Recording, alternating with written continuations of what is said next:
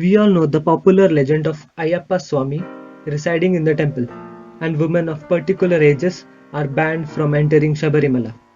Before getting into Shabarimala issue, we have to learn some basics of Hindu temples. Hindu temples are not mere tall buildings, it's a living entity. It's been constructed and consecrated in a particular way, how it is been mentioned in the Agama Shastras.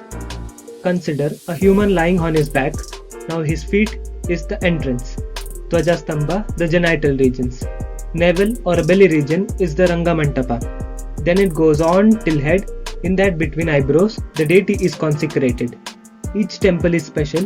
Why? Because each temple is consecrated in such a way that it activates a particular chakra of human body.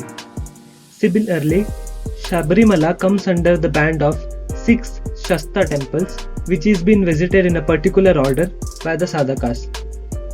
First temple is Sorimuttayan temple in Tamil Nadu, Tirunelveli. Mala Dharana happens here. This temple activates the Muladhara chakra. Second temple they visit is the Achan Kovil temple in Kollam, Kerala. This temple activates the Swadhisthana chakra. Third temple they visit is the Aryankavu temple in Tamil Nadu, which represents the Manipuraka chakra. Fourth temple they visit is the Kolithupuzhai temple in Thiruvananthapuram, Kerala, which activates the Anahata chakra. Fifth temple they visit is the Vishuddhi temple, which is Irumeli temple.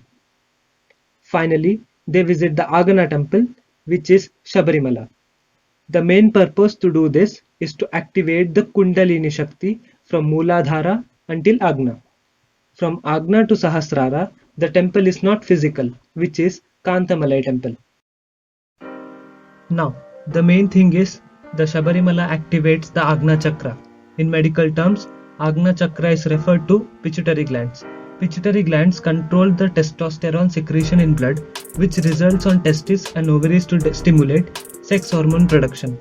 Women during menstrual age, if the testosterone level becomes too high, infertility problems, early menopause can happen.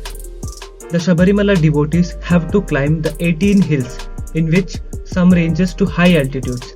There are enough researches out there which screams that the high altitude affects the fertility in women.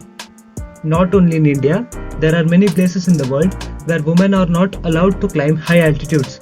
For example, the monasteries of Mount Athos in Greece and Mount Omane in Japan.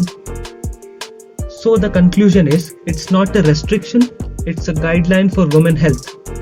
This research was extensively done by Sinu Joseph, which was written in her book, Women and Shabarimala. Thanks for watching. See you all in the next one.